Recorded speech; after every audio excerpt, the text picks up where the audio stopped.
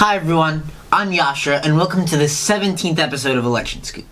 Today we're going to be talking about the special election that was just held in Pennsylvania's 18th district. We almost lined up the name of the district with the number of the episode, but it didn't work out. Democrat Connor Lamb, an attorney and former Marine, defeated Republican Rick Ciccone, a member of the Pennsylvania House of Representatives, by just 0.2% of the vote, which is 1/5 of 1% of the vote, which comes out to only 650 individual votes out of more than 300,000 cast.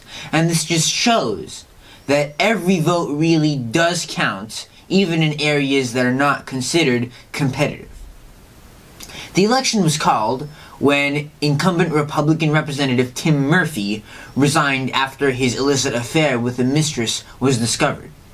Since President Donald Trump won this district in 2016 by almost 20 points, no one really considered this race to become competitive, and indeed, in early polling, Ciccone led by a wide margin. However, thanks to a combination of centrist campaigning and grassroots help from national figures such as former Vice President Joe Biden, Connor Lamb shot ahead, and in the polls right before Election Day, he was shown as leading Ciccone by up to 6 points. But this led to a problem. A lot of Democratic strategists and campaigners started to overestimate the Lamb campaign, and as results started to roll in on election night, and the margin started to narrow, people on both sides started to sweat.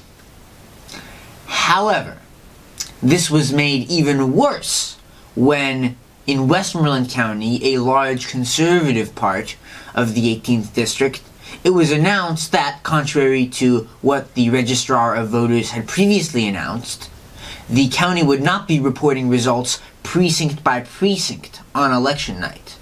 And this not only made it harder to report accurate real-time results, but it made it harder for people and election analysis to predict how the rest of the votes would come in, which is something that election analysts do on election night by looking at the votes that have already come in.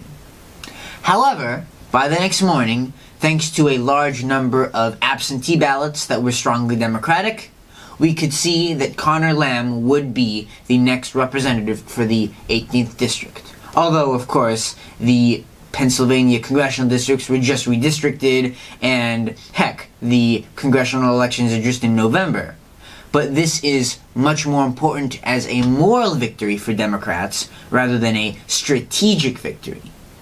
There are currently 119 districts in the United States currently held by Republican congressmen that are more Democratic, more liberal than this seat, which the Democrats just took back.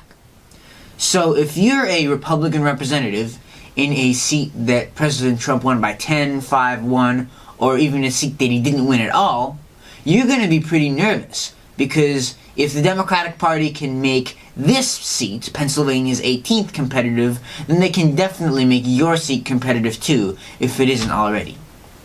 Please join us next week, when we will be discussing the second state in the U.S. to vote for its primaries, Illinois, and we'll see these ideas applied into practice in the governor's race and congressional seats there.